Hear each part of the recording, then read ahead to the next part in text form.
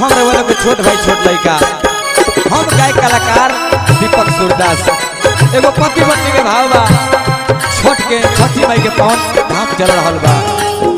और फोन पहले बड़ी आसाम अपना राजा जी के लगे आप फोन करके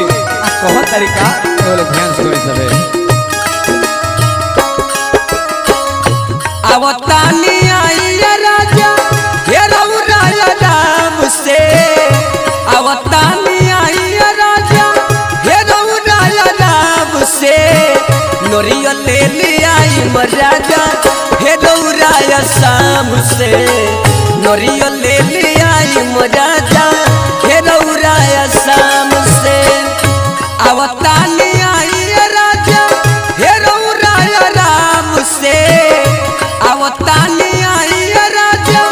हे रउराया राम से नोरिया ले आई राजा हे रउराया शाम से नोरिया ले आई राजा हे रउराया शाम से जय हो और कह तरीके हे राजा सब के मरद हे छठ पर्व में घरे आ गइले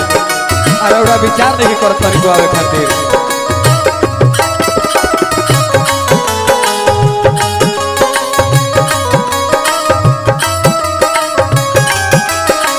छोटी माई के कृपा से भागी दुखबा बोलैया छोटी मैया हमनी पर होई रे सबैया जय हो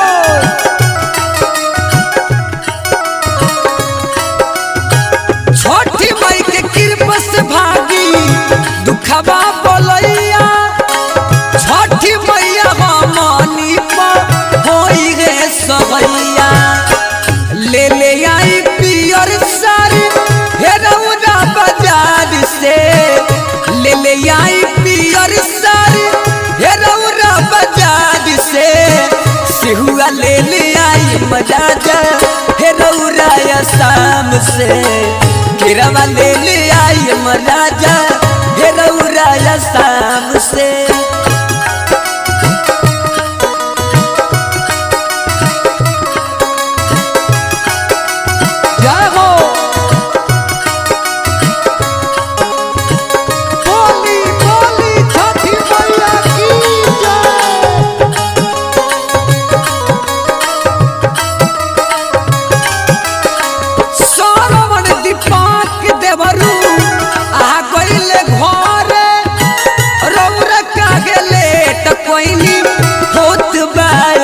ए राजा अरे जल्दी आ जाएगा